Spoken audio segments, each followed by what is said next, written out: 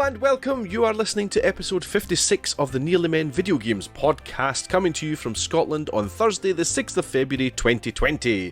My name is Paul Kaczynski, and joining me today is the beautiful, wonderful Garry Hogg-Simmons. Hello. We have nothing to do with the video games industry. We don't make them, we don't sell them, and we're not even particularly good at them. We are the Nearly Men, and at some point you've probably kicked our asses online. Welcome, Garry Hogg. That was very sprightly. I don't know what you've been taking. You've got to hit the energy, Garry. You do. You've got it going. Rejuvenated, ready to go hit the gym or something. Love it. Sadly, we are not in the same room again. We are living an internet life at the moment, Garry. Yeah.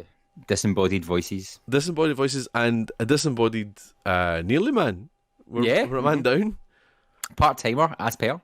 I know, outrageous. Yeah, Mr. Little has got work on at the moment, so he couldn't make recording this week. Yeah, how dare he have a job? Outrageous, isn't it? Absolutely outrageous. I mean, what is he even doing? I know. Dancing about on a stage somewhere. Look at me. How are you? I'm good. I'm a bit tired. It's a busy week. You've had a very busy week. And we're allowed to say what you've been doing. Yeah, I suppose so we don't say any names. Yeah, good start, because I'm quite impressed by it, I have to say. Yeah, so I run a acting theatre group for kids, and they put on Lord of the Flies last night. And they learned it in 4 weeks, so 120 pages in 4 weeks, and they're all 13 and 14, so it was a hefty piece of work, and it was amazing. They made me cry at the end, and I've seen it hundreds of times. I directed it. So that's no, they were great. Were you a terrifying very proud director? Oh, I was. Yeah. Little crazy psychopaths beating each other to death with rocks. Is that just not a normal day in your school, no? I don't usually see it in dramas, so I can acknowledge it now. I know they were wonderful, so very proud. Well done. A Lord of the Flies, no mean feat, for sure. Oh, I know. It's funny because they were like, oh, I've read the book, and by page 5 they're naked. I was like, and we will not be in this one. Like, oh my gosh. Not like, today, thank you. See the headlines now. Teacher goes to jail for naked people doing devil worship dance. I was like, we've all been there. That's not really going to go down well. But yeah, so it's sad it's over, though. It's very sad it's over, because it was great. Because there was only a cast of 13, you really get to know them. Good, yeah. But yeah, sad times it's over, but also I want to be able to sleep at night. Indeed. A bit more. Not dream of pigs. Oh, yes. A little more time to game as well, I would imagine. Yes, I've been missing my gaming, all for a good cause, but I've been missing it. Damn you, life. I know. Damn you. Have you been up to much, Mr. Kaczynski? No, I have just been keeping on trucking, doing bits and bobs, but I'm still full-time with my little boy, so that's my focus at the moment, which is nice. That's the best kind of job. Yeah, he's still too small to hold a controller, though. Oh, well, I was like, is he like 7 now or something? He'll learn. It's the same as my wee girl as well, who started playing Pokemon, but she can't read yet. So I love it. So it's just like numbers at the moment. I'm like, learn to read so he can play properly. But no, it's all good. Anyway, listen, we are the Nearly Men, and we love getting people getting in touch, so please drop us a line, whether it's to talk about the latest gaming news, what you've been playing, anything you want to see on the show, any particular costume changes for Garry Hogg-Simmons. Please do let us know, and here's how you can do it. Reaching the Nearly Men is easier than ever. Search for the Nearly Men Video Games podcast on iTunes, Spotify, YouTube, or your preferred podcast player. We stream on Twitch. Follow Colin at Colin_NM. Follow Paul at Paul Kaczynski, all one word. Follow Garry at Blunderboy87. And let's get social on Facebook as The Nearly Men, Twitter and Instagram where we are at Nearly Men, or go old school and email us on info@thenearlymen.com. Need all that again? Links are on our website, thenearlymen.com. So what are you waiting for? Yep, please do get in touch. We love hearing from you. Particularly Garry. Garry loves hearing from you. I do. It makes me feel loved. Last time we did our game of the decade, would you believe? It was a bumper episode, wasn't it, Garry? It was. And it was like 3/4 of Colin talking. Yep. Yeah, well, I mean, that's usual. But no, it was pretty meaty. There was a lot to discuss. A lot of surprises as well. I thought yours was the most interesting list. I knew it would be, but I thought yours was the more varied list. Yeah, well, it was funny. Kevin, who listens, and we're your friends outside in the real world, was listening to it, and he texted me saying, I knew it was gonna be Mass Effect 2," and I was like, "Oh, did you?" He was like, "Yeah, I did." He's like, "You adored that game," and I was like, "I still do. I still do." Yeah, well, I was speaking with my brother, and he was agreeing with you. That was maybe one of his game of the decades. Yeah. Jamie Simpson got in touch about it. We were asking people what their game of the decade was, and he said that game of the decade is a tough one. He's not wrong. He says probably one of the Uncharted games because they're all good. And we did speak about the Uncharted briefly, didn't we? Mm-hmm. They was touched upon. They're good games. Yeah. If you had to pick one Uncharted game, which one would you pick? Oh. There's a question for you. I've put you right on the spot there, Gary. 2. See, I think Colin Little would pick 2 as well. I think 2 just took everything from 1 and upped it, and really, like 2 has some of the memorable puzzles when you're in that big temple with the arms and you're climbing up. And you've got to jiggle that. Like that really stood out to me. So that's I couldn't really tell you what happened in 3. Not gonna lie. 3 is 3 with the one that starts with the train hanging off the cliff, or is that 2? Is that not? I don't know. It could be 2. See, 3. That's 2. 3 starts with the plane crash. 3 starts with a plane. Is that how it starts in the desert? Does he not start in the desert and passes out and it does a flashback again? I may be making that up. You might be right. But yeah, 2 is probably the one I'm like, ooh, that was good. Oh, I think I'd go for 4. I really enjoyed 4, but then that was my first one. It wasn't my first one, but it was my first new one, if you know what I mean. I'd played the remastered of the 3, and then played the new when it came out. Yeah. And I loved it. I thought it was a great story. Kind of sad that there might not be any more. Oh, I know, but then you've got the future of his child passing on the legacy, kind of like Steve Urban's kid with his alligators. Love it. We did, of course, vote for, well, it was across the board point system that The Last of Us was your game of the decade. Yeah. Which was your number 5 choice, if I remember rightly. Yeah, it made my top 5, yeah. And both Colin and I had picked it second, I think, which made it the game of the decade for us. And Jamie Simpson goes on to talk about The Last of Us. It says it's a game he got halfway through on the PS3, but then he got a PS4 and never went back to it. He got it again on PS4 and got past the intro and never gone back to it again. The shame, he says. He does say he wants to at some point because he loves Naughty Dog games. That said, 50 Cent Blood and Sand was robbed, but that might not qualify. I've actually heard they are apparently very, very good games, and I'm like, oh, really? Oh, my. Apparently so, yeah. Are they a kind of shooter, I would imagine? I think it's like third person shoot 'em up. Oh, kind of like GTA kind of. Max Payne sort of. Okay, yeah. Kevin was also saying that he found it hilarious that you and Colin said that Grand Theft Auto 5 is the only game you've ever bought twice, because for him, that is not the deal. And I was like, yeah, I know what you mean. When you said that, I was like, what? You've only ever bought one game twice? It's because we're normal people, Gary. We're normal people, man. Like, I love you so much. I'll buy every version of you. I did wonder, was it the first, the only game I've ever bought twice? I think it is.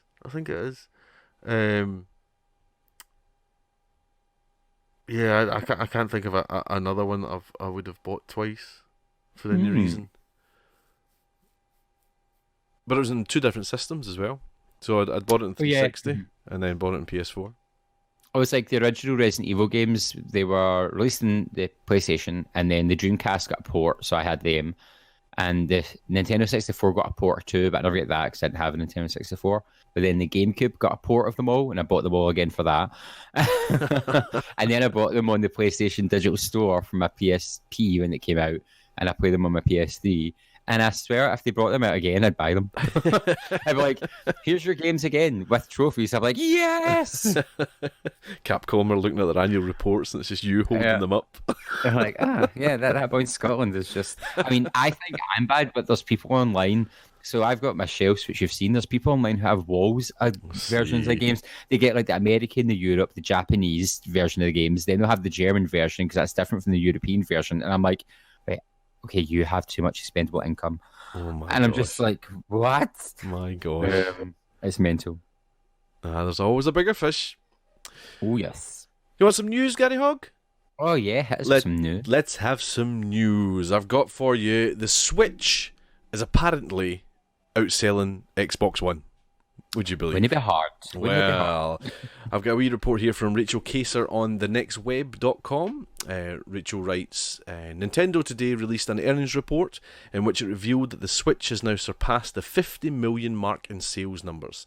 That number probably puts it ahead of Microsoft's current gen entrant, the Xbox One. Specifically, Nintendo says the Switch, which includes the Switch Classic and the Lite model, has sold 52.48 million units worldwide to date. With this new number, the Nintendo Switch has officially surpassed its ancestor, the Super Nintendo, of 49.1 million, and it's also sold quadruple what its immediate predecessor, the Wii U, ever did, which was 13 million. Oh, poor Wii U. It's poor. It's still only half the PS4's roughly 103 million consoles sold, but then again, the Switch has only been on the market a fraction of the time, which is a very good point. Very good point. Could you believe that? I believe that as you can understand, Microsoft are not actually telling anybody how many they've sold, but the best guess I think that people are making is that it's just under 50 million. Just under 50 million. So, well, if it's just surpassed it must be, yeah. Yeah. So, well, it's not officially surpassed it, you know what I mean? I think best guess is it has, which is pretty cool. That's so, you know, PS4's main competitor now is the Nintendo Switch. I think it was always going to happen. The Nintendo system always, well, looking at Wii U, not really, but always, and bunny ears does well. It's like the 3DS is still really well supported. Yeah. People love that console. I've still got mine. It gets charged up every so often to play some games, but I didn't think it would take too long for the Switch to catch up, and it has. Yeah. It's like, hey, boy.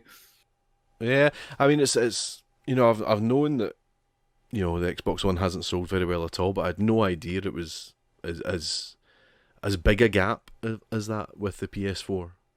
Yeah, I didn't even know the PS4 was that high. That's mental. Yeah, it's catching up. I don't think it'll reach, what was it, the PS2, whatever the PS2 that was, 140 million or something, wasn't it? Yeah. But I mean, that's when you think good. PS2 was the only heavy hitter really for a while, because you had PS1, and then the Dreamcast came out and flopped badly, and PS2 came out, and then it was the PS2 for years before the Xbox came out. And I remember the Xbox coming out, I was like, yuck, because it's huge, and it was like a big VHS player, wasn't it? Yeah, I just wasn't interested in it. I think the first time I ever played an Xbox was at yours playing Halo multiplayer. Oh yeah. I quite liked the but- Xbox console. I mean, I liked it for things like Knights of the Old Republic, and I think it was Tiger Woods at the time and stuff like that. And plus, it had very limited online play, which was nice. Yeah, well, I jumped from the PS2 to the 360 after that, and the 360 did win that gen. I'd say, like, it totally. I think it did. Yeah. I think it was close though. I don't think. I think that later in the generation, the PS3 kind of caught up a bit again. But PS3 caught up because I eventually went back to PlayStation on my PS3 because exclusives, and that's where I think Sony have. That's how they ride it, isn't it? Microsoft Really? under the thumb. Same with Nintendo. They've got lots of really good exclusives, which will take a while to come out, but when they do come out, they're just glorious. Like Luigi's Mansion 3. Like, people have waited for that for years, and it's just a peachy game. They're a separate thing, Nintendo, really, aren't they? They're just doing their own thing and not really bothering about the other two. Oh, they're just like, we're going to release this weird ring thing, cool. You're like, all right. Did you hear what Microsoft came out and said, like, in the past couple of days? Phil Spencer came out and said that... what now? Do you know, I think it's actually really clever. They've basically said the PlayStation is not their competitor anymore. It's now Google and Amazon, so it's like Google Stadia. Google Stadia that like 3 people own and don't use. Exactly. Because I think with the next generation, Microsoft's definitely going more to kind of cloud gaming and you know, what with you being able to play the new games on your old machine. There's no rush to buy a new Xbox. Yeah, and I think they know that they're not going to beat PlayStation at that. And I think it's just a really clever kind of tactic where they're kind of saying, yeah, we're not going to fight PlayStation. We know we can't beat them, So our actual focus is more cloud gaming and all that, which PS4 doesn't do, or PS5 I should say.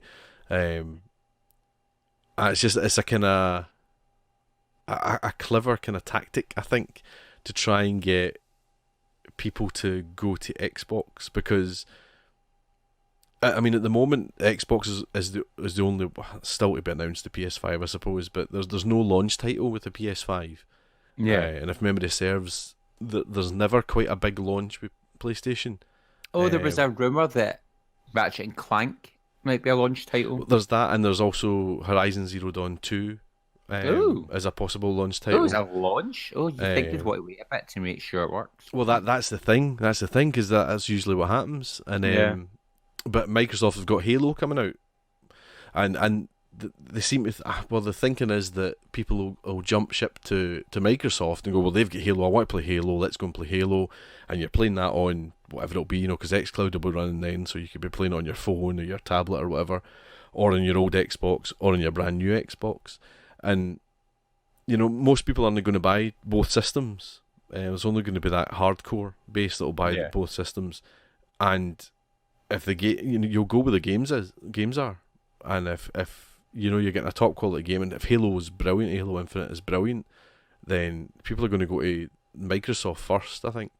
And because they don't have to fork out for the console, they can just pay your $10.99 or whatever it is for Game Pass, and then you can be playing that on your phone or whatever on your old Xbox. You're not forking out £400, and you're already playing Microsoft, so you're in the infrastructure. And then you start to think, well, I could play this on the new Xbox and it'll look brand new on my 4K telly and things like that. Meanwhile, the PlayStation is almost playing catch up because it didn't have that killer game. But that's not to say it won't. Interesting. Never thought of it like that. But I mean, I think they put too much in Halo. It's not that good.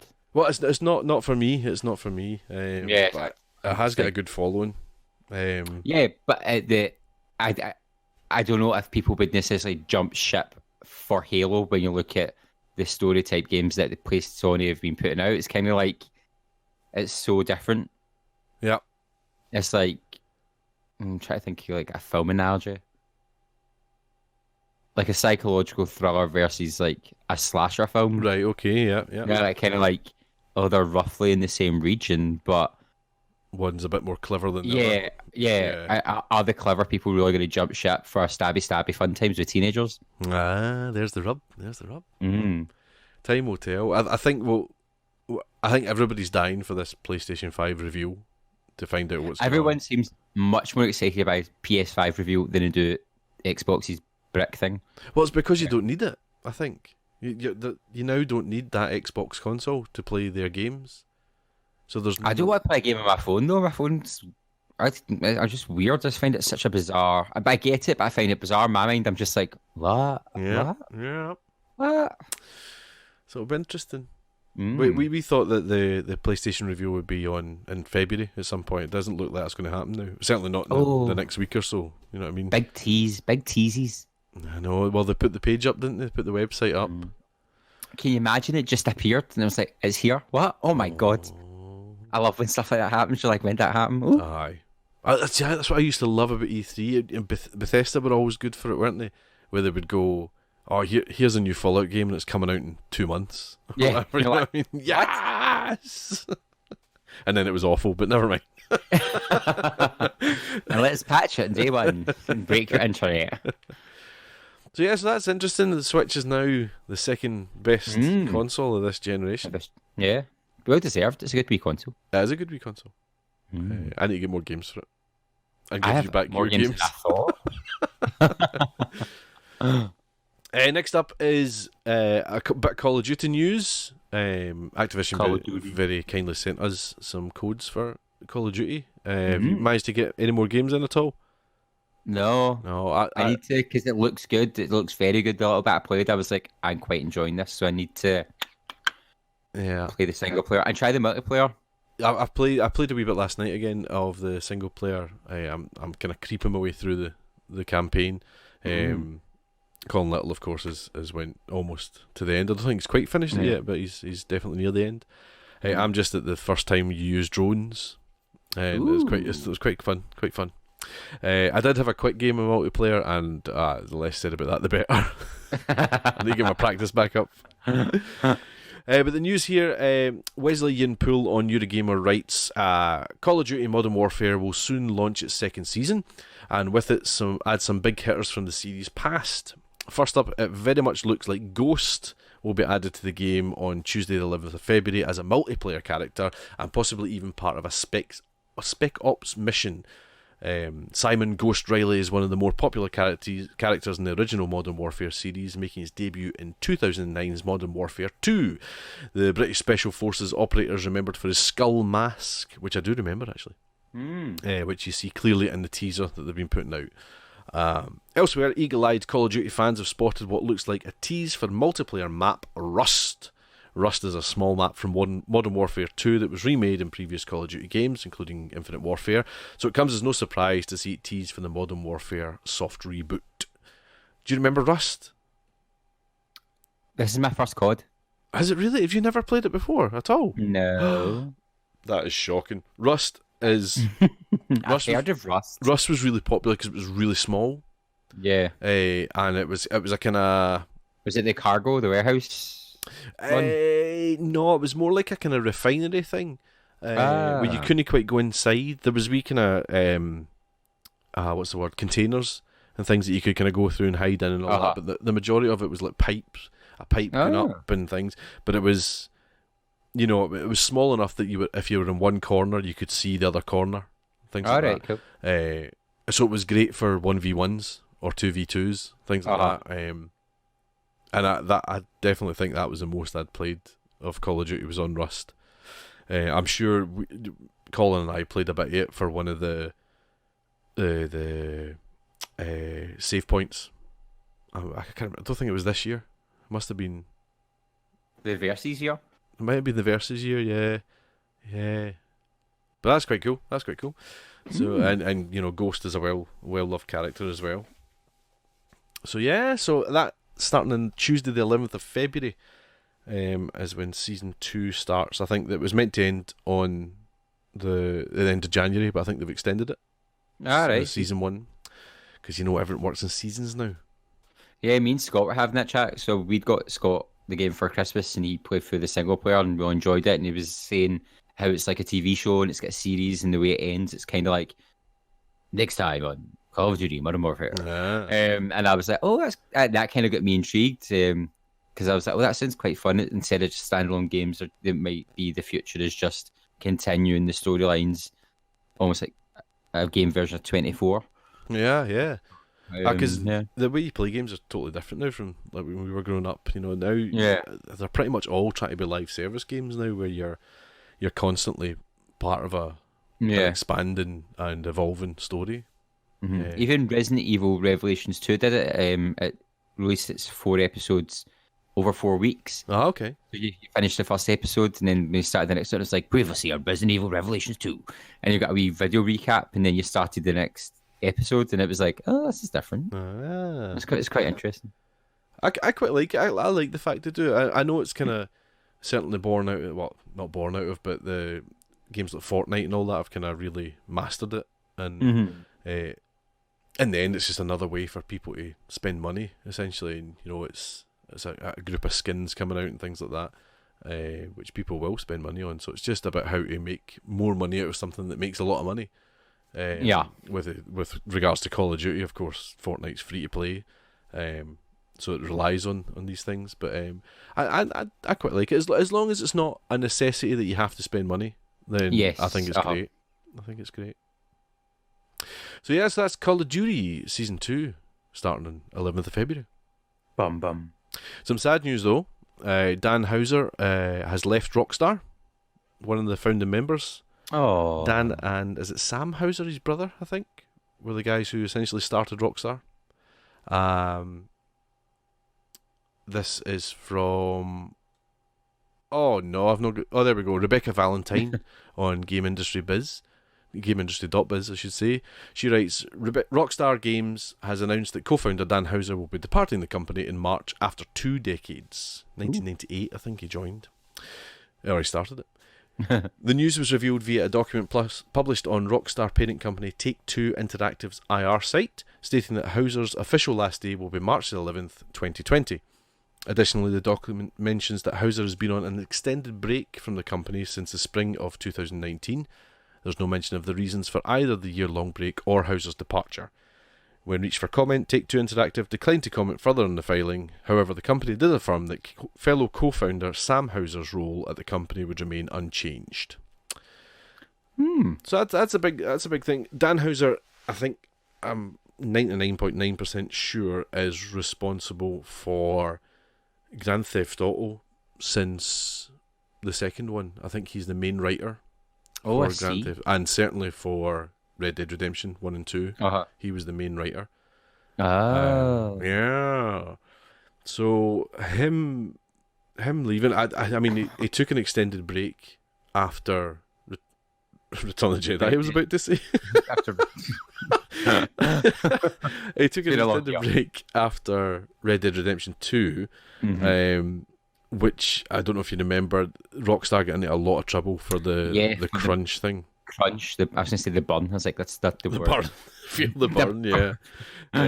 To which point, I think they were working like 100-hour weeks. I think, I'm pretty sure Dan Hauser had said that the 100-hour weeks were limited to the game's 4-person writing team, of which he was one. So I think he was saying that it wasn't, we weren't making people work 100 hours, but it's difficult. If your boss is sitting working 100 hours weeks, how good are you going to feel if you walk away? Bye, boss. Have fun. Aye. So no, I mean, it's obviously affected him if he's then chucked it for a year. Yeah, I think he has burned himself out a bit, and obviously there's a whole manner of legality things coming into play now with regards to crunching in game companies and all that. But yeah, so he's chucked it. So I wonder at what stage that that leaves Grand Theft Auto 6, because it's obviously going to have been development for however long. But whether he was part of that or not, I don't know. Because if he was doing Red Dead Redemption 2, would he be doing both? There was something that'd be a lot of work. Do you know what I mean? No wonder you'd be off a break if you had all that going through your head. There was something he said about Grand Theft Auto 6. Oh, gosh, I can't remember. I mean, it could be as many as 2 years ago or whatever. But he said something like they didn't know what to do with Grand Theft Auto because no matter what they did, they would offend people, because the right-wing people were very, very militant, and the left-wing people were very, very militant. So no matter what way they went, comedy-wise, 50% of your audience are going to hate it. So I mean, I don't know whether that means they're not doing it. I can't see them not doing a Grand Theft Auto 6. Well, interestingly, there was the whole rumour that they were going to do Bully 2 or whatever it's called, Canon Cadis Invictus 2. But then there was a posting for a job which, let me get this right, which specifically was asking for people who knew how fabric would hang and fall and age over a period of time. Oh my. Yeah, it was a very specific... That is very specific, isn't it? Something that doesn't really sound like Grand Theft Auto or bullying. It's kind of put people on an idea of, maybe they're not doing... Maybe they're doing something new, almost. And that was the other morning I heard that, and I read it, and I was like, what? It was a very bizarre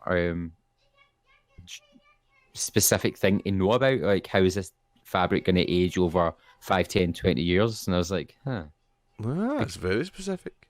So maybe they're going for a whole new IP. Danger. We fear change. I must apologise. What? My daughter's in the background shouting and screaming. Just the usual kind of murder. Half an hour. That's interesting. Is that fabric? Wow, I wonder what that could be. I mean, that could just be, they're working on a clothing algorithm. Yeah. But still, that's very specific. Yeah. So maybe they're making like a Project Runway game or something. There you go. Now, is that one you'd get into? Oh yeah. Make me a gown, Rockstar style. So yeah, so definitely moving forward, Rockstar is certainly going to change flavour without Dan Houser at the wheel. As the article says, his brother Sam is staying at the company for now. I don't know exactly what his side of it is. I don't know if he's writing it as well or whether he's more of a kind of technical aspect of things. I'm not sure. But yeah, to me it sounds like Dan Houser's chucking it. It's not like he's going to try new things in video games. I think he's done. He's putting his slippers on, and lucky him. Whether he's still going to write or what, I don't know. Whether that's TV or film or anything like that, I don't know. But interesting. Yeah. I hope it doesn't change the flavour of Grand Theft Auto, because I really like the humour of Grand Theft Auto. And as I'll speak about later on, I did fire it up again after we were speaking in the last one. Mm-hmm. And I'd forgotten how many good Scottish jokes there are that are in it. I'm trying to think of ones that I can say on the podcast without... Which is none of them. I mean, it's things that will just go over people's heads. And there was one. Gosh, I wish I could. It was in the casino. Oh, come on now. No, I can't remember. I'll be here forever. But it's things like "geese a break" or something like that. Yeah. It's something that's just a word to someone else, but anybody that's Scottish will recognise it. Ping up. The way they trade the stocks is I can't really say it. Because it might flag up an adult word, but oh my, it's not Nadsack. It starts with a baw. If you get my drift. So Dan Houser's away, and we wonder if Grand Theft Auto 6 is still coming and what it's going to be. Now, Gary, you were telling me just before we went on air there has been a leak of a game. Yeah. I knew nothing about it, so I'm going to pass to you for this. There's not much being leaked about it. It's just the gaming industry seems to be at the mercy of leakers these days. So there's a big leak on Resident Evil 8, which might now have werewolves in it, but not real werewolves. So there's the internet's been arguing about what the actual would be, and then there's the rumor on Resident Evil 8 that they've redesigned Chris Redfield again. So it seems to be Reddit. People are going to Reddit to leak information, but what has been leaked is that the new Tomb Raider game is coming. Oh my! And it was a YouTuber called Melanie Mack whose video I watched where she was describing it, and really all the person has said is that it'll be on the next gen console, and it is going to be continuing the Survivor storyline, so the new Lara, and it's kind of split the community because people are clamoring for classic Lara in some way, shape, or size. A lot of people would love Underworld Lara to come back because she was still really sassy. Right. And it seems not a lot of people are enjoying new Lara. And you get why, because for 3 games we were promised this is Lara's story into becoming the Tomb Raider. So you had the first Tomb Raider, and then you had Rise of the Tomb Raider, and it was like, yeah, this is where she becomes a Tomb Raider. And she never really. And then you had Shadow of the Tomb Raider, and you're like, what, is she going to die? And it's like, oh, she's going to go into the Shadow of the Tomb Raider and become the Lara we love. And she still never really got there. So you're kind of like, right, is she a Tomb Raider or not? Or is she just going around forest stabbing people in the back of the head? So and this Melanie Mack's discussing this, and it's interesting from a female's point of view because she's discussing how this new version of Lara is actually more detrimental than the original Hot Shots bodysuit Lara, because the original Lara Croft was a confident, outgoing woman. She rebelled against her family, doing an arranged marriage, and became a hunter around the world of relics for sport. And it was all this empowered young woman doing what she wanted, how she wanted. Whereas new Lara is all, I'm chasing after my daddy's legacy, and she's always me, and you just watch her be tortured constantly through 3 games, and it's like she makes a good point of if it was Duke Nukem or Doom Guy, and you had him screaming and crying every game, would people be happy with it? And it's actually interesting from a female's point of view, because sometimes there's a guy saying that about Lara Croft, you're a bit like, am I allowed to say that as a dude? And even she was like, I mean, not putting on shorts because shorts are objectifying. She's like, I'm a woman who wears shorts. I don't feel objectified. Yeah. So it seems quite decisive that the community is now that they want their Lara back and they don't really accept this new, and she said, Americanized view of a British female Lara to be continued, but Square Enix want to keep the new Lara for consistency and bunny ears. So would this essentially be a fourth game in that series? Because I was always under the impression that they were quite happy to tie that up as a trilogy and then move forward from there. But I think in the video she said, I'd have to watch it again, they said it's the start of maybe a new trilogy. Right, okay. Or it's definitely some sort of next chunk of storyline. So I think like the first 3 games were to tie up the daddy issue thing. Right, okay. Put it that way. And the next games will hopefully be a modern interpretation of classic Lara. Mm-hmm. I mean, and that seems to be what people want. I think everyone's fed up of watching her get rolled down hills and get stabbed through the belly and then pull it out and go on and shoot 18 guys in the head with a bow and arrow. Right. People want their dual pistol wielding, quick mouthed, I'm going to shoot this cheetah and hang its fur on the wall, Lara Croft back. Right. And there is, when you go back and play the older Tomb Raiders, there is a very big tonal change, and it's kind of like, is it Lara Croft or is it just another girl with the same name? And they used it to get the money in. Yeah, I've not played the new ones. I did start the first one. I've not got very far in it at all, but I'm pretty sure I now have access to all 3, so I should really get through them. But they're enjoyable. I like the style of it. I would imagine from what you're saying is that people want the character of old Lara in the body of the new Lara. Yeah, and just have her as a woman rather than this sex symbol icon thing. Yeah. Nor this kind of normal looking woman with no character. Yeah. The weak woman, I suppose. It is, and it's the fact she's basing her life on her dad. It's kind of like, really? Right, yeah. And this came from female game writers. It's Terry Pratchett's daughter who helped write it or helped write the comic or something. So, like, it kind of started, woo, women, and it kind of got, ooh. Who's got the money, though? Who's got the money? Yeah. Because they'll be pulling the strings, you know. Uh-huh. Well, hope for the best for the future. But yes, so should we see more Lara soon? Did they say when they're trying to get it made for? Nah, it's all just like the guy was like, "Oh, my sources tell me da da da da da da." But it does seem to be a big thing just now on Reddit. Just people crawling out with all the information in games, and a lot of the times they're proven to be right, and it's kind of scary because I'm like, I don't want to see anything. You know what I'm like? I'm like, don't talk to me. So yeah. It's funny because I know exactly what you mean. It just seems that everyone's trying to get every little bit of detail. And I noticed, I don't know if you retweeted it or whether it was on the Nearly Men Twitter page or something, but it was somebody who had went complete blackout about Resident Evil 2, and then with Resident Evil 3, they've went the opposite and they've wanted to see everything. Oh, really? Uh-huh. I've not watched the trailer yet for Resident Evil 3, and I keep catching glimpses, and I'm like, my eyes! Try to poke them out.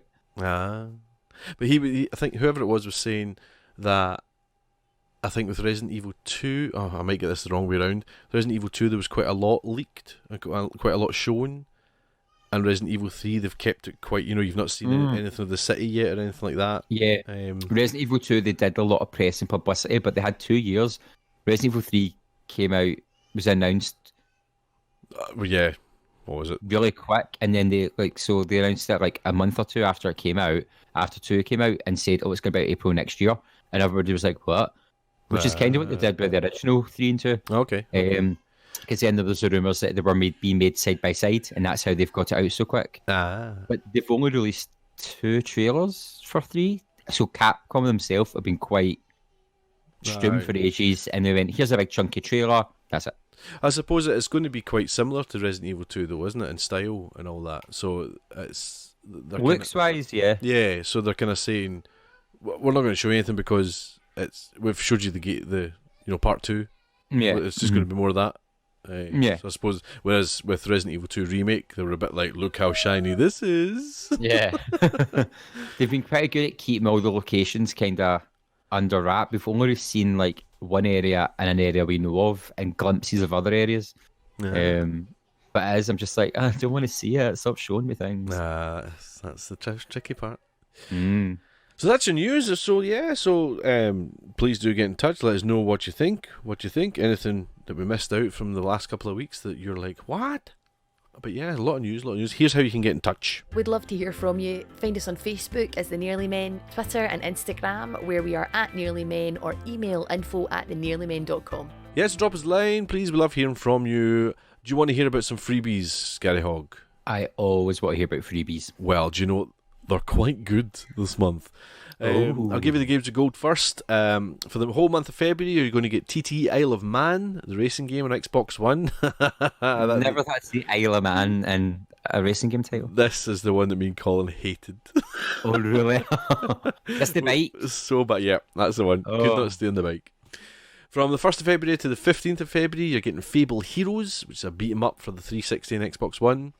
16th of February to the 29th of February, you're getting the very OG, as the kids say, Star Wars Battlefront on the original Xbox and Xbox One.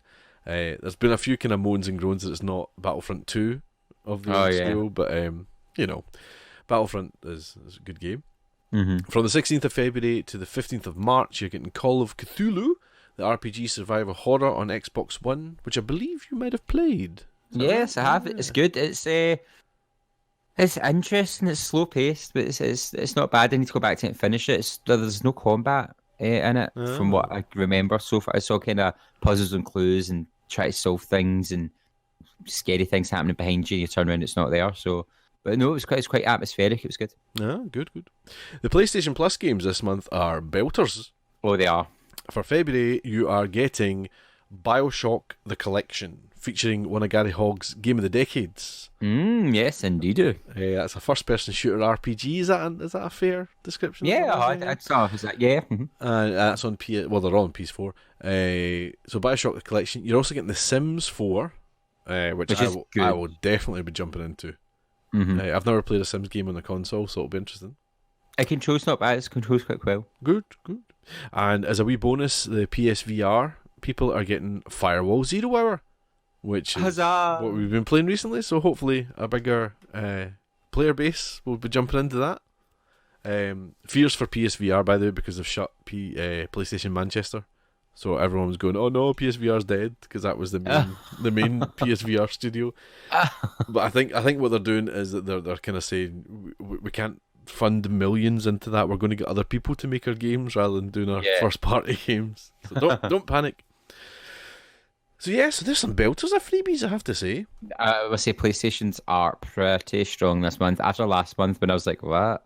This month, if I didn't own all those games, I'd be like, download. That's the problem, isn't it, when you've got them and it's a good month, you're like, no. Yeah, to be fair, I do have all the games though, so this is true. I'm looking forward to kind of dipping back into BioShock if I can, though. Oh, you'll have to. It's so good. Oh my. Speaking of games, we have been playing as many games as we can. Obviously, we're talking about yourself you've been very, very busy. So you've not had much time to game, but what have you been playing, Gary Hogg? Well, I finally got around to starting Shenmue 3. I actually just ditched finishing 2. I was like, I can't wait. I was going to ask. I was like, I can't wait. I've got to the really irritating bit of 2 where you've got to raise money and how you want to do it. I'm like, yo. So I was like, sack it. Let's just get Shenmue 3 in. And it has been amazing so far. Oh my. Amazing in the weirdest way, because it feels like a game from when I was 14, but just really pretty. I'd heard this about it, yeah. But it works because Shenmue always had that charm of being like a cheesy 80s Japanese beat-em-up film. So like the mouths moved but didn't match the dubbing. Right. And everything looked a bit awkward and clunky with a kind of graininess to it. And that was part of the charm, I thought, of Shenmue, because it's set in the 80s. Actually, 1987, the year I was born. So Shenmue 3 picks up. I mean, it's kind of lost the grainy effect. It's actually almost not cartoony, but everything's just looks really bright and fresh, and like the sunsets and stuff. When the sun sets, it's gorgeous over the fields, and it's not like Red Dead level, but to me it is. It's Right, yeah. really pretty. And then there's things when you zoom in, it looks clunky, and you're like, oh, hello, Dreamcast. He still runs really funny. And he goes up and down stairs really funnily. Like it's really awkward looking, like he's got a pineapple up his butt. And I find it hilarious. And it's just, I'm sure it's the same voice actor who's got this really awkward delivery at times, but it's part of the charm, which I'm glad they kept. It could have been so easy to really modernise how it feels and runs and get new voice actors in and just lose that part of its charm. So it's a bizarre mixture of 2004 meets 2019 in the strangest way, which just works. They've added a few things in. There's a food system. You've got to eat during the day to keep your health up. The combat has been improved, thankfully. It's a lot smoother. There's actual combos to do with the buttons. I had my first big fight, and it was tricky. I'd trained some fighting, but did the first big fight and survived. Then a big guy came and punched me in the face. And it's nice going back into the game and not knowing what I have to do. Because I've played the first games so much, I automatically go into autopilot and I get through it in and not that long. Whereas in this one, I'm like, oh, who do I talk to? Where do I go? How do I solve this puzzle? Yeah. And it's nice to have that.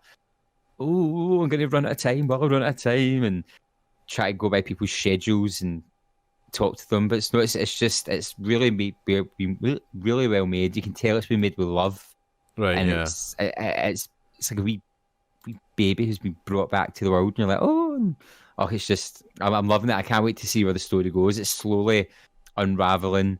They revealed a character from the first game who I hated, and he's there, and I was like, no, and it's all getting a wee bit mysterious, and it's all connecting, and it's making sense, and it's like, I don't want to put it down, but it's good. Nice. Should say that the lovely friends at Koch Media gave us a copy of Shenmue 3. Yes, they did, and I will love them forever. Oh, you got a wee goodie bag, didn't you? I did. Yeah. I finally got the batteries in it. They light up. He's kicking a guy through a bamboo wall. It's really cool. Excellent. I put that on when I play. I'm like, and zen. Yeah, I'm looking forward to seeing how that goes. Obviously, it's quite a big game, isn't it? So it might take you. I'd assume so. The others were big, so. This is the one that was kickstarted, wasn't it? Yes, they kickstarted it, and I think it raised its money really quickly because every old 14-year-old was like, "Yes, finish it." I had heard that it was a good game, but it was a game that it was just the same as Shenmue 2 almost, like kind of style wise and quality wise almost. It was like a game from the past, but new. It is. It's weird. It's so weird because you're like, this feels so old, but somehow it works. And I think it's if it'd been a new IP and done it, you'd be like, oh, this is clunky and janky, and it doesn't. Weird, but I think because it's a part of the series, if they'd made it too, I'm going to put this in bunny ears, good. Right, yeah. It would have felt wrong, whereas because it's got that jankiness to it as part of its charm. But the combat's better. The combat's so much easier. Yeah. It's just the workings of the world are weird. In a good way. Interesting. We shall find out more. What else you been playing there, Mr. Hogg-Simmons? I returned to Days Gone. Oh yes. You weren't enamored by it. I wasn't. So I found it really tedious, and I remember I said it took a bit of everything and didn't do any of it any better. Right. Okay. Yeah. So I went back because I was determined to finish it. I was like, it's zombies. I always finish zombies. So I was like, we're going to finish the zombies. I always finish zombies. I always finish zombies, but are the freaks, as they're called it. So I went back, and I was looking at it going, oh, the map's not that big, but then you unlock another map, and I was like, oh. And then the game got good. Oh. The game picked up. It got a bit of pace to it. The stories were interesting. The story actually started happening after like 18 hours, and I was like, oh, right, here we go. And it went on and on and on, and then you get another map, So it's huge. It's ridiculously huge. And you get to the other map, and you're like, oh, I'm near the end. Here we go. And then it just kept going. Oh no. And I'd describe it as Days Gone, the game that keeps on giving when you don't want it to. Like, the last 12 hours of the game should have been about 2 hours. It was just, they send you on a fetch quest to find an MP3 player for someone. Oh my gosh. And then it's really weird. So, hordes were a big selling point of the game. I don't like the idea of hordes because it's just too stressful. Right. The last too stressful. Out of the 4 last missions, 3 of them are having to go fight hordes. And interestingly, the very last horde fight is the tech demo they showed. Oh. At E3, I think it was. Right. Yeah. It's weird. Like, the last the last big mission of the game is what they showed years ago. So when you're playing it, you're like, oh, it's very bizarre. And then the last boss is non-existent. And it ends nice, but then the kicker right in the nads is you spent 55 years of your life getting through this game, and then to get the true ending, you have to play it more. Oh no. The true ending is locked behind you driving around the countryside on your motorbike, doing random things to then get a fetch quest to go do something. I just watched it on YouTube. And then it didn't even make sense. And I was like, a day's gone, days are gone, goodbye. Days gone now. And it's such a shame because for a good chunk it was interesting. It sounds like it's been a roller coaster. You've been it has. down It's and like, then get up. And I felt like I was riding that motorbike over the bumps in the landscape. I was just like, oh no. And then I got really into customizing my bike and stuff. So like, that's when I knew I was pure loving it. One of its big issues was it had all these storylines. I don't know which storylines were necessary, so I just did them all. Okay, because then what would happen is you'd go out in your bike and you'd have nothing for ages, and you get a radio call, and then 4 would come in. You'd be like, "Wait, which one was that meant to trigger? I don't know what's going on." It feels like there's a sequel coming. If there's a sequel coming, they need to do less. I think there was maybe a planned sequel. I don't know if it would happen now. Do you know what it felt like to me? It felt like 3 games put into one. Oh, really? It felt like the first map was meant to be an introduction to the world and the story up there, and then when you get a plot point revealed, you go, oh! And then the second map felt like another big chunk with new people and new settlements, which should have been developed more. Mm. And then you get the next shock and you go, oh! And then that last bit, where it lasted for 12 hours too long, could have been its own huge game with really interesting dynamics. And it feels like they just kind of went, oh, we're not got a budget to do 3 games, let's mush them all together and just bore our people to death. Some people loved the length. I was like, oh my God, cut my head off. Just too far. It was just so much unnecessary bits that. And Kevin, who listens, he played it as well, and even he was like, "Why is this game still going on?" I was like, "I don't know what they want from it. Gosh. I don't know." And it's a shame because there were so many bits where you go, "Ooh, ee," but you're still getting tutorials 48 hours in. Oh my gosh! No, I'm out. I was like, I'm done. But I made it. Well, I got through at the end, and I really liked the main character by the end. I remember calling him back wearing. Backwards cap wearing douchebag, and by the end I quite liked him. I was like, oh yes, but I was like, I'm never going to talk to you again, pal. That was lovely. Thanks for the memories. Oh, beautiful. If you had to give it a score, what would Garry Hogg-Simmons' score would be out of 10? Now, this is going to be difficult because if I give it the number I'm thinking of giving it, Colin will kill me. That's what Colin's not here, man. It's just you and me, because it's the same number I gave his beloved Red Dead. Oh my. And that's why I'm like, oh. But that's all right. That's why we're a good team. We're varied. I think I'd give it a 6. A 6 out of 10. I mean, that's because it's worth the play. I bet from what I went online, I like seeing what other people were saying, and some people loved the length and loved all those bits, and there was lots I did enjoy, but there was a good chunk that I was like, oh, for goodness sake. But I mean, it was pretty. There was some. I mean, I got a crossbow, and once I got my skills up, then me and that crossbow were like best pals. Like I was one shot and things, and I actually went around and did lots of collectibles. So I did have a really good experience for a good big chunk of it. It's just the start and the end I didn't like. Fair play. Which are two of the most important bits. Oh yes, that's the rub, isn't it? Really. Oh well. I'll wait for it in PS Plus. Yes, or you can borrow mine. Oh, good. With my save game, so you can just get the good bits. I used to just jump back. Yeah. And you been playing anything else? I've been playing two more things. I'll talk about Loaded first. I'd bought Loaded on the PS3 digital store. Loaded came out in 1995 for the PlayStation. Oh my! And it's a top-down. Now Hotline Miami. Yeah. It's like that. So basically, you choose one of 6 crazy criminals. So there's like a killer clown, a man dressed as a woman, a big fat baby, a skeleton cowboy, a dominatrix, and something else. A nun? Is a nun the second game? And you start in a prison and you literally just walk around shooting everything and get the keys to escape, and then you go through the levels. It's really hard, but it's really daft. It's really gory, and it's just fun. So I stuck that on, and then I finished first level, and then my PlayStation 3 crashed. Oh man! But it was interesting playing it because I was kind of like, I just made me think of Hotline Miami and a lot of these kind of top-down games where it's just chaos. And I was like, I wonder if the people who made these games played this back in the day, and this is kind of almost like a love letter to it because they were great. Very possibly. Man. I never owned it. My neighbour owned it. It was too violent for me to own when I was 11. But my neighbour owned it, and he was 10. So when I bought it, it was just a wee nostalgia trip. And you know, I was actually like, oh, this game is good.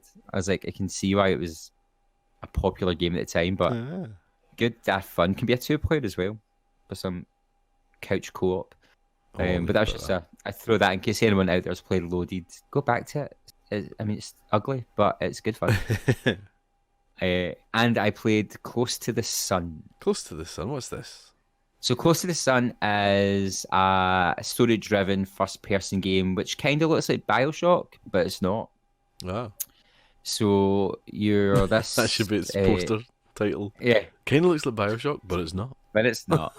So you get summoned to the Helios. Yeah, the Helios, this big ship. So it's an alternate universe where Nikola Tesla runs the world. Okay. Basically, he discovered renewable energy, and he made this big luxury ship where all these great minds were going to go and live and solve all the problems of the world. Like Albert Einstein's in it. So he was on the ship. Right. And your sister Ada sends you a letter saying, come to the Helios. It's amazing. You're going to love life. So you get there, and I mean, straight away, no one greets you at the dock, and she's like, oh, this place looks empty. And you're like, oh, God. And you get up to the main doors, and she squeezes her way in. And as she gets in, they shut behind her, and Outbreak is written in blood on the wall, which turns out to be red paint. And basically, you're going around it, trying to find your sister and solve the story of what's happened in this ship. And it's good. Like I said, I did it in 2 sittings. Each level has collectibles, which is quite fun to find. There's chase scenes from the big bad guy, which are they're quite scary. It's a real good moody game. It made me think of Debbie Little. She would enjoy it, Colin's better half. It's a kind of walking simulator, but the story's good. It makes you quite tense. It's not like a boring one, because there's nothing you have to point and shoot or hide, or it's all just you exploring the ship and putting the story together. And then the end got a bit mental, and I was like, I don't know what's happening. But it was good. It was good fun. Interesting, yeah. If you are interested in it, be careful, because the PS Store are sneaky. They try and make you buy the digital deluxe version, but you just need to scroll down a few rows, and you'll find the normal version at a price as well. So it's like super cheap just now. But it was enjoyable. I enjoyed my time with it. I enjoyed the story. I kind of want a bit more. I'm probably going to go online and read about it. Maybe. So, Paul, what have you been playing? Well, I have been playing bits and bobs. I did jump into Grand Theft Auto 5, as I said. Yeah. I just jumped into it to make sure it was all working, basically. I didn't want to do very much without you guys. Make sure it's still there. Because we said we were going to stream it. but I got distracted, so I went in and I thought, I wonder what else is new, because I knew the casino was new, but there's arcades. You can go to an arcade and you can like go to a cabinet and play an arcade game. Shut up. Within the game. I couldn't do it because you can't. Well, certainly the one I went to, it needed multiplayer. It needed another person to play with. Right. But I was like, oh no, because I went into the arcade and I thought, is this just a property basically you can dress up and go, this is like your house, there's nothing really to do essentially. But I thought, I wonder if you can actually go up to the arcades and play the arcade, and yes you can. That sounds, I'm going to lose my life to this. Yeah. So I kind of went away when there was nobody there. I went away and thought, right, I'll do this with Colin and Gary, and I'll drive up and I'll see what you need to do to get into the casino, so that if there was anything big we had to do to get in, then we were ready to go, kind of thing. And I went in, and you basically just have to become a member of it, and then you can go in, and it's got. I didn't do too much because, as I say, I wanted to wait for you guys, but it's got like one-armed bandits and things like that you can do that are just like wee puggies, and it's got blackjack, it's got 3-card poker and roulette, which are all quite fun, and then it's got video horse racing, so you bet on a horse and win, and there's like 2 versions. You can do one where you're just essentially betting on a horse, and that that's it. If it comes in, you win. If it doesn't, you don't. But then there's the group one where it's like essentially everybody that's playing can bet on this race, and you're competing against your fellow players, and it's going to be a great laugh. It'll be a great laugh with loads of people. It's fun on my own, but it'll be a great laugh with other people and just kind of messing about a bit. So I'm looking forward to getting further into that. I jumped into Red Dead Online just because they were doing a promotion. If you went in and played before, I think it was February the 3rd, then you were getting goodies, a wee bag of goodies. Nice. So then just kind of saw how that was getting on. It's hard because it's now getting to the point where you've got to put a bit of time into things, and it's got moonshine in it now. You can become a moonshine brewer and do that kind of stuff. But I get so distracted. I'm just like, oh, this looks so pretty. I'll just ride over here and see what's over here and do a wee mission over here and things. So but I didn't play long there. I was just checking in to get the goodies. Witcher 3 I'm getting through slowly but surely. I'm hardly into it at all. I've met up with a witch, the first witch, who's in the bath naked. Yennefer. No, it's not Yennefer. Different witch, different bath.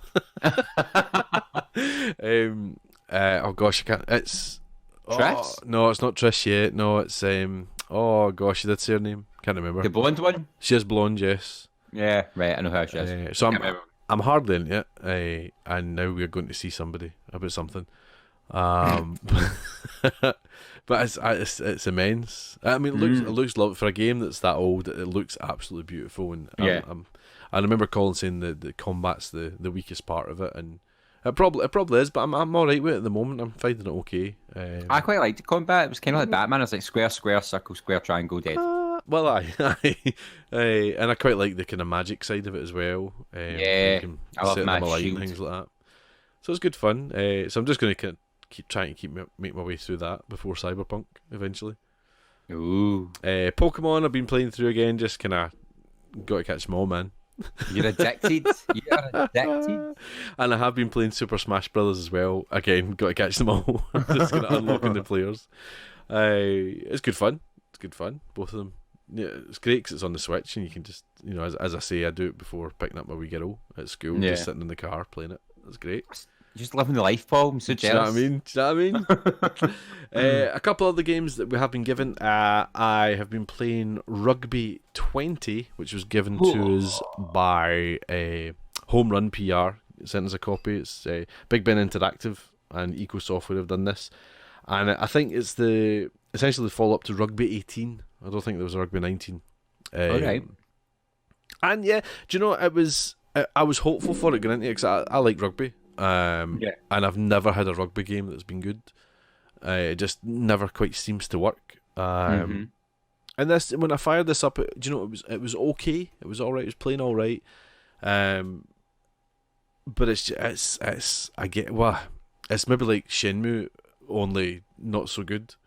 It feels like a kind of PlayStation 3 game. It's just a wee bit too, people skating on the grass and things like that, and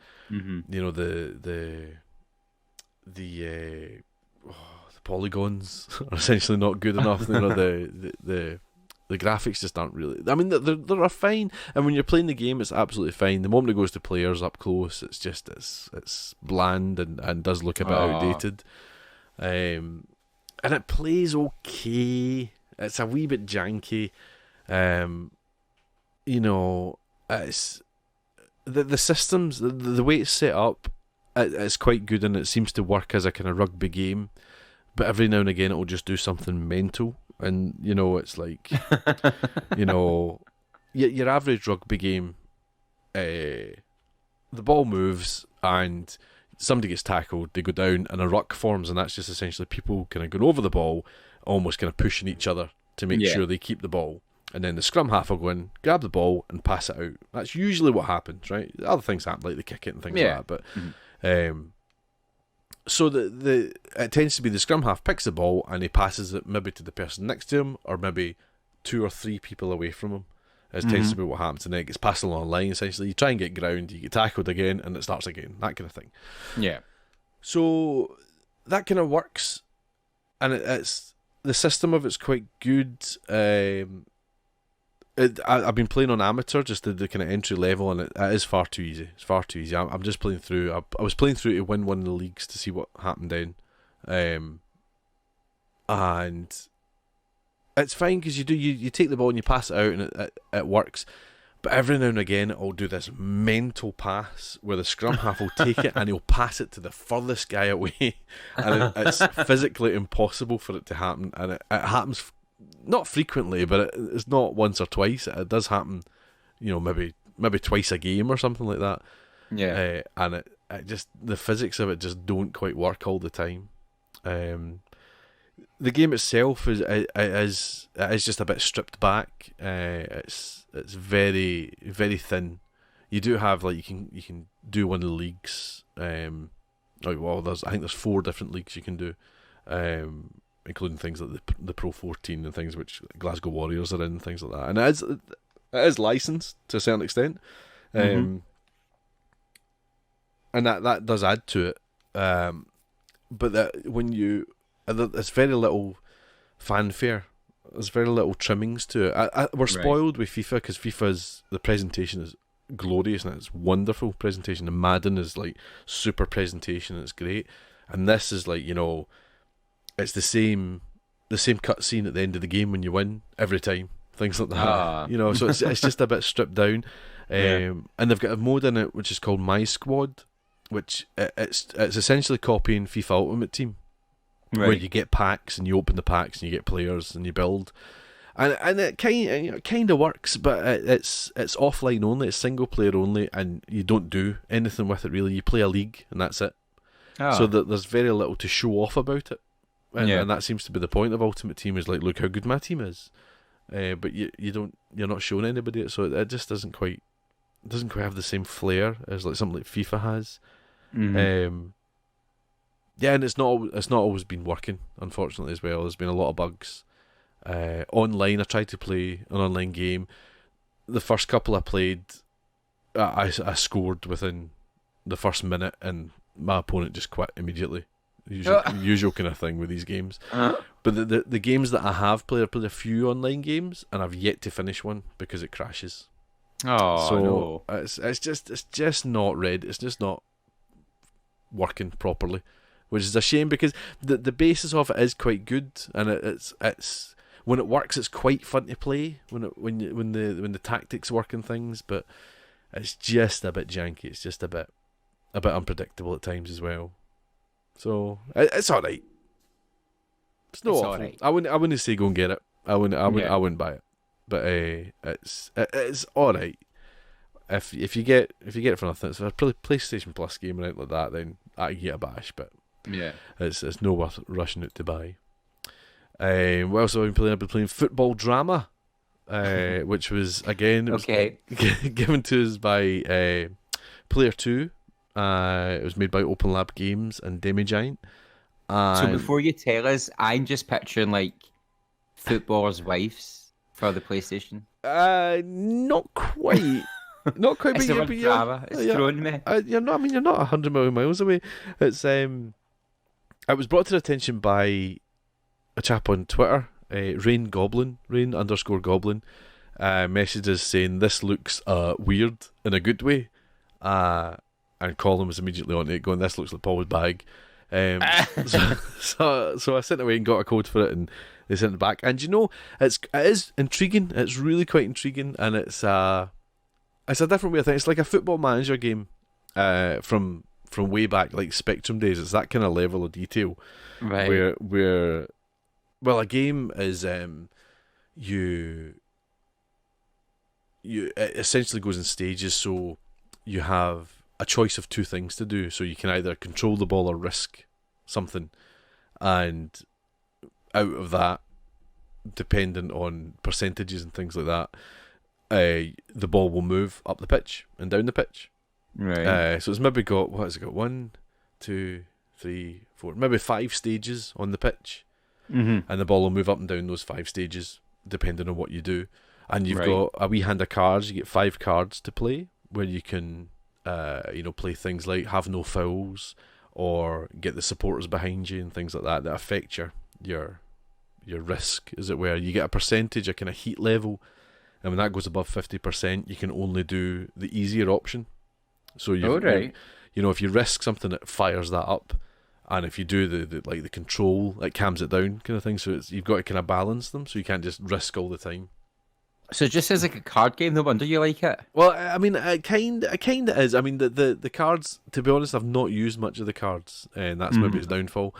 It is a kind of balancing act of this heat level is what you've got to do, and risk and control all the way. And it has been quite easy, which is probably its detriment. It's just a bit too easy. But the intriguing part is, in amongst all this, so you've got, I think it's 18 games is in a season, but in between these games, you get the drama. So you're this manager, Rocco, and you're managing this team, and you essentially have conversations with like the president of the club, his wife, your own cat,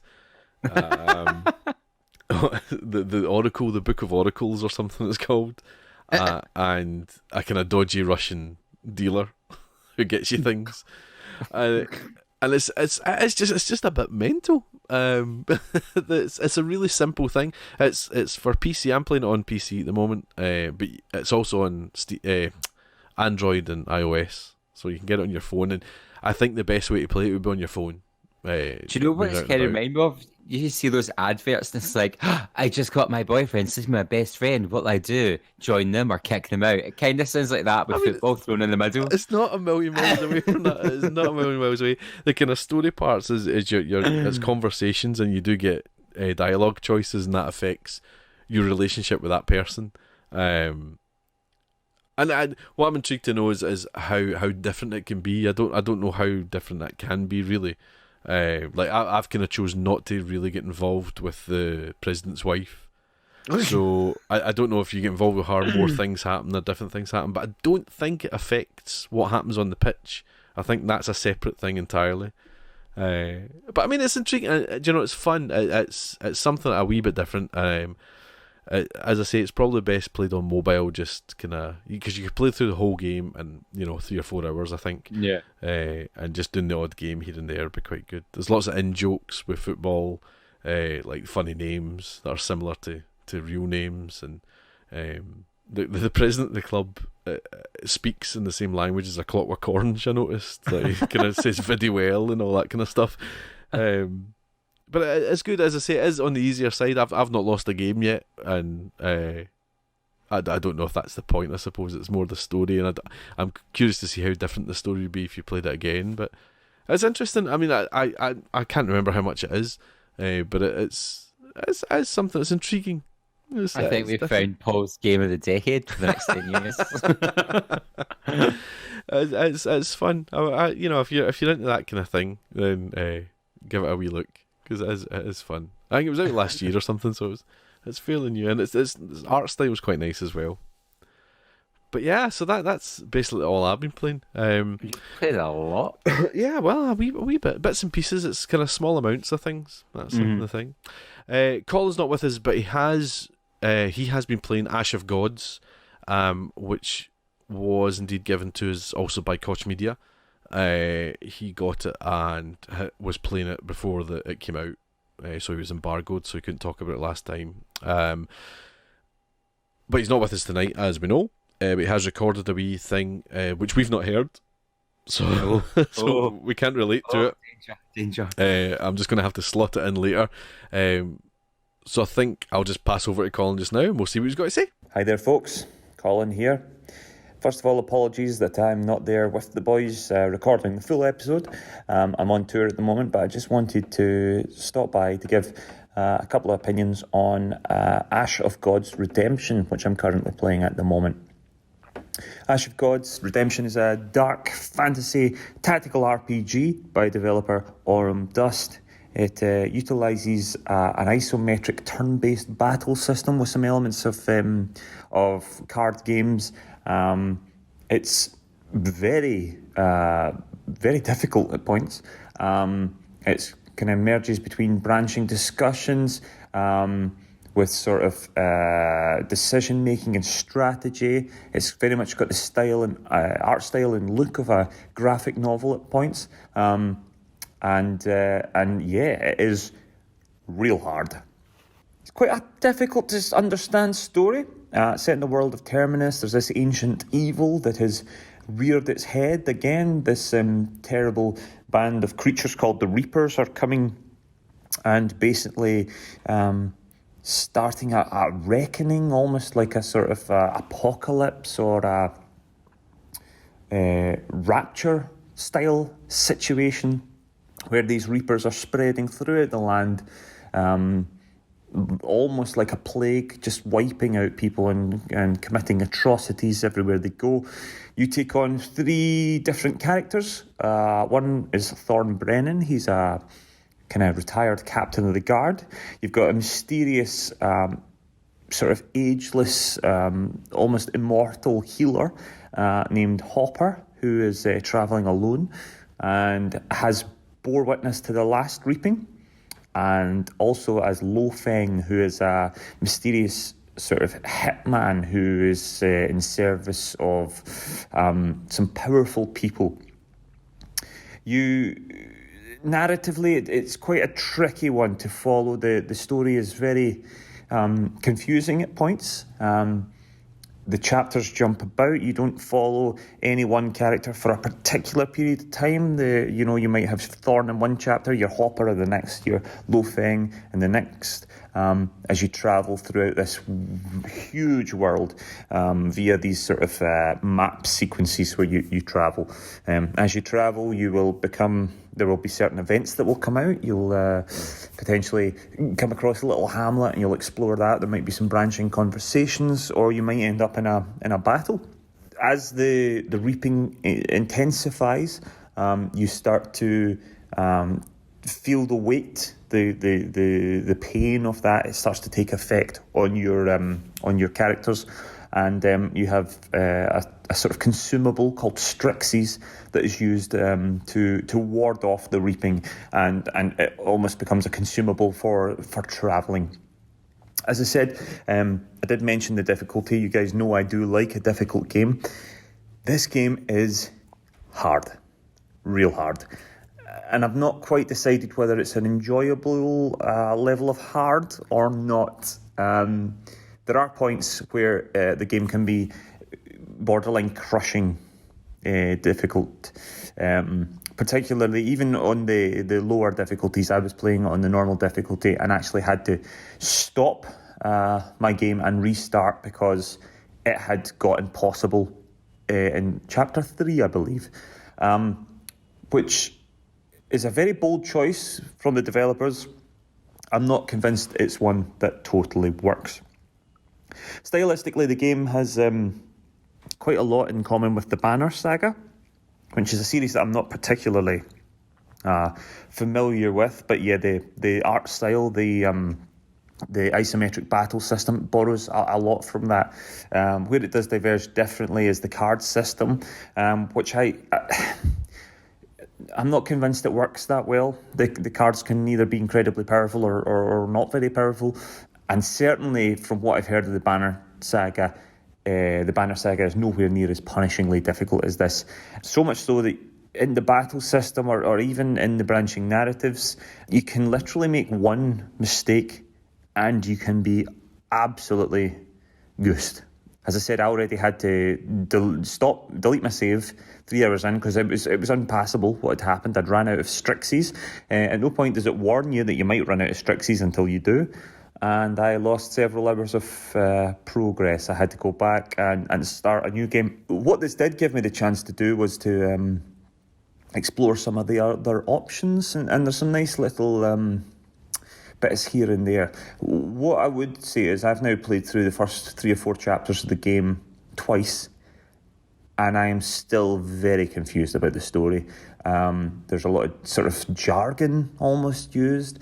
There's things that are discussed that you've got no idea what they're talking about, and yeah, some of it's just really quite cringeworthy. Some of the dialogue, almost as though it kind of feels like a game that had been like poorly localized or something. But that's not the case. I just think some of the writing leaves a lot to be desired.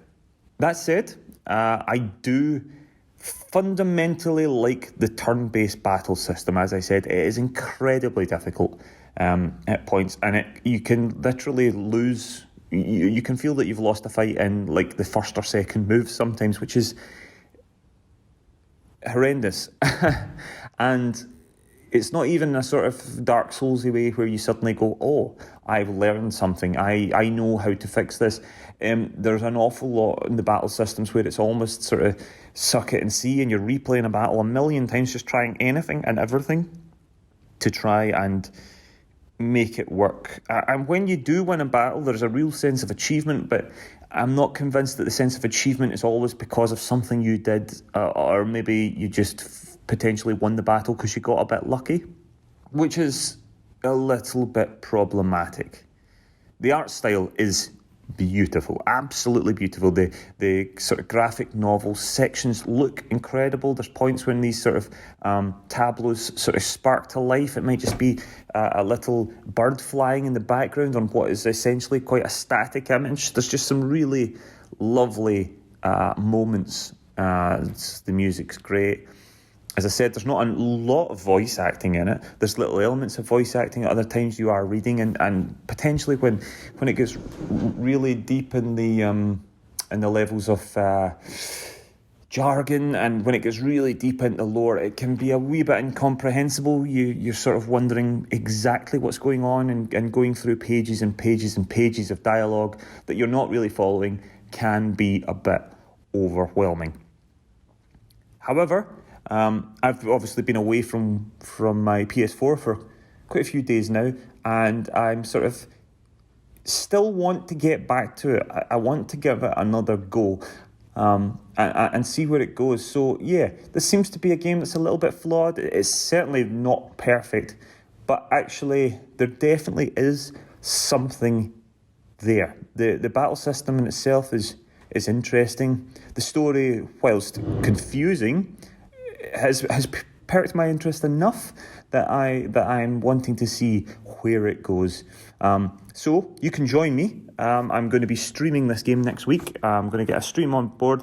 I think it's probably the best way for any of you out there that are a little bit curious to get a proper look at this game and how it works. And we'll see how I get on. On the note of that, if you keep an eye on my Twitch stream, my Twitch channel, Colin_NM, I am also going to be streaming the Blair Witch Project PS4 game, which has just been released. I'm going to give that a go. I've played none of it. I know Gary's played a bit of it. I think Gary's played it all.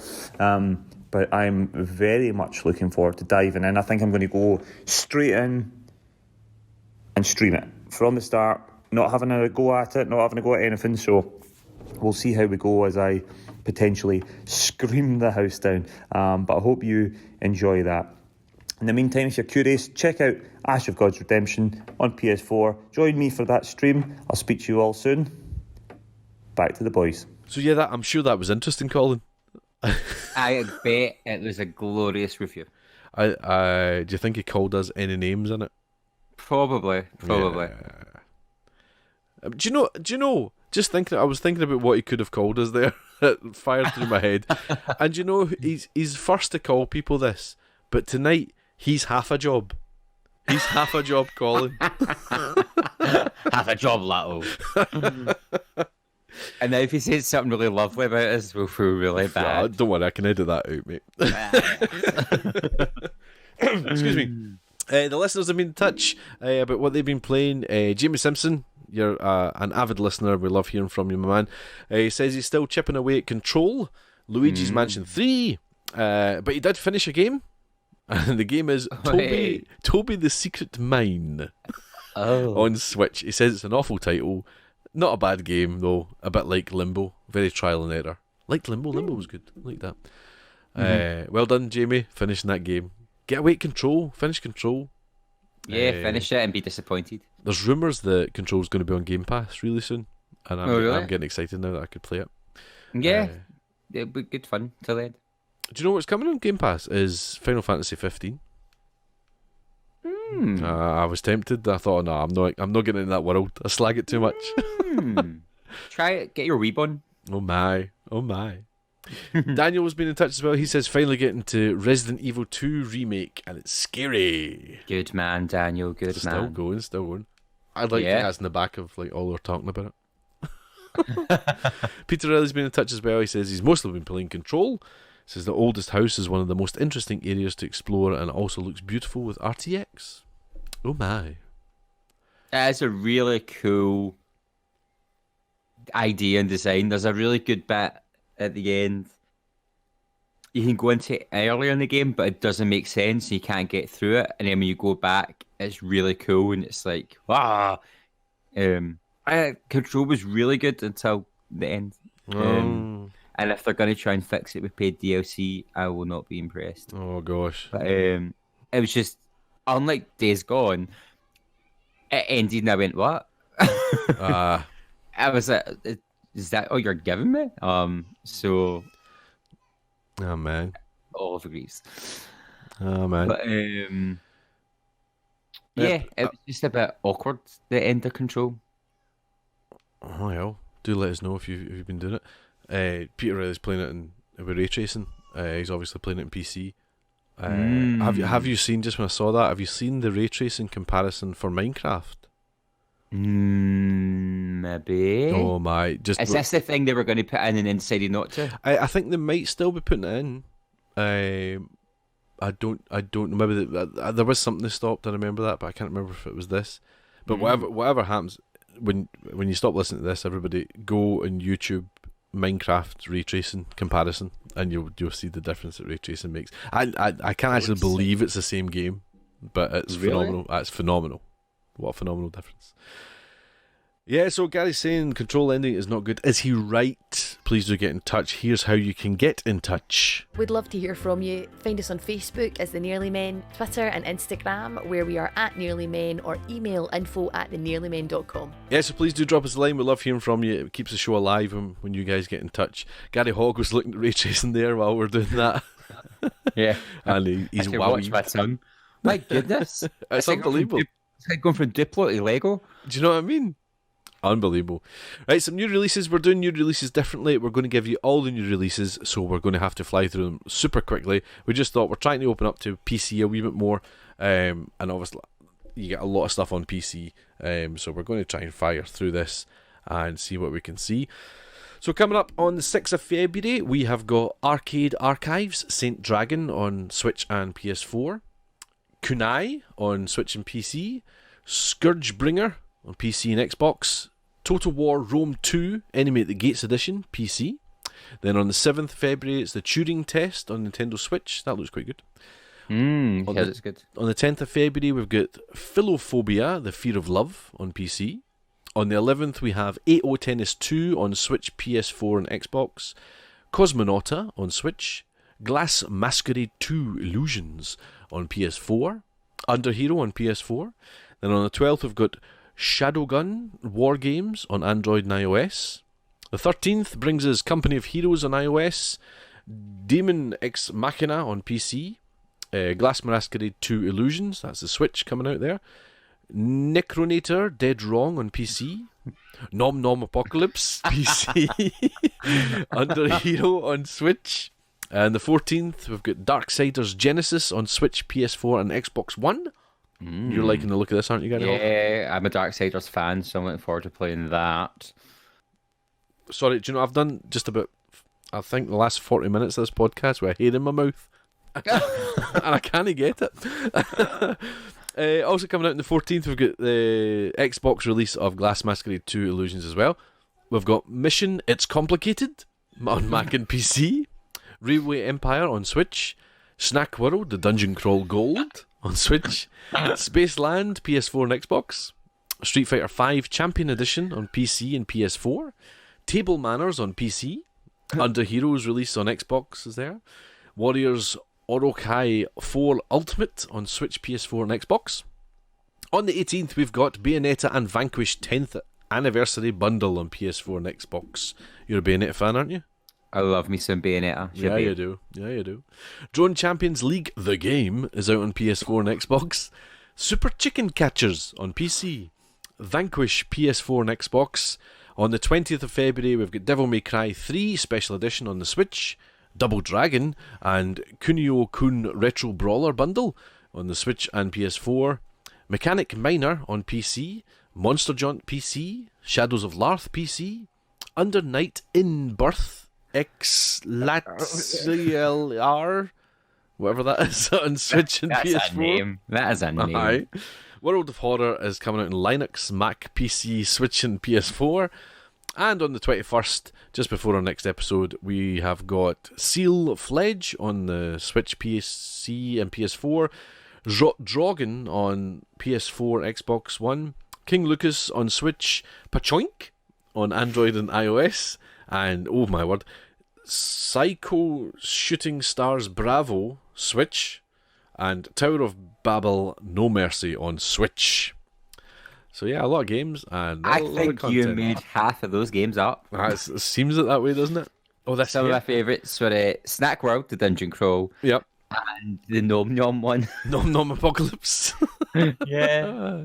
I quite like the sound of Pachoink. Pachoink. Pachoink. And that's your recent releases. And Gosh. that's episode 56 as far as I'm aware, Garry Hogg. My goodness. Do you know what I mean? For not a lot happening, we spoke about a lot. Yeah, you know. And so much for the hour episode, but this elusive hour episode that we're trying to do. I think maybe we just need to accept that we're going to be 90 minutes. Yeah, I think that's a good. Even good without Colin Little, we're not. I think when reaching the he's hour. not here, his spirit just possesses us and makes us talk. We panic. I think we panic because we think it's going to be short. Yes, So we and start then we talking. put too much on. Do you know what I mean? But I mean, if you just listen to us in 1.5 speed, it's only like 45 minutes. That's true, and it's a lot funnier. Yeah, you sound the exact same, but Colin doesn't. It's bizarre. Bizarre. There's a science experiment for you. Garry Hogg, have you got anything else to say? Oh, just play lots of games safely. Only if you follow your own advice, Garry Hogg. Yeah. Thanks for listening, everybody. Please do get in touch if you get anything to say. We spoke about loads today. We talked about Switch overtaking the Xbox. We have spoke about Dan Houser leaving Rockstar, and we've also been talking about Call of Duty and all these lovely, tasty games for gold and PlayStation Plus games coming in February. Oh, num. Oh, I can't wait to get into Sims and start tinkering. Oh, so much fun. Oh, I'll be there for hours. Yep. But please do join us for episode 57, which will be out in 2 weeks' time. In the meantime, thank you for joining me, Gary Hogg-Simmons. Thank you for having me, Paul Kaczynski. You're very welcome. We'll see you all next time. Bye-bye. See ya.